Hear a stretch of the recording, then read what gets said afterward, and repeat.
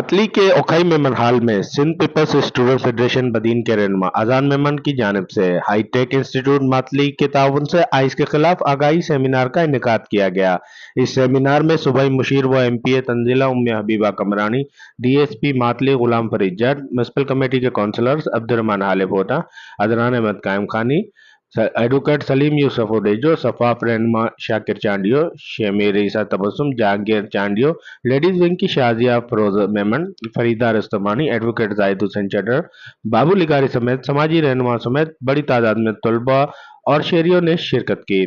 इस मौके पर मुकर्रिरीन ने आइस नशे के खतरनाक असरात और इसके सद्भाव पर जोर दिया। उन्होंने कहा कि आइस एक मौलिक नशा है जो नौजवान नस्ल को जिस्मानी, ज़हनी और अखलाकी तबाही की तरफ धकेल रहा है।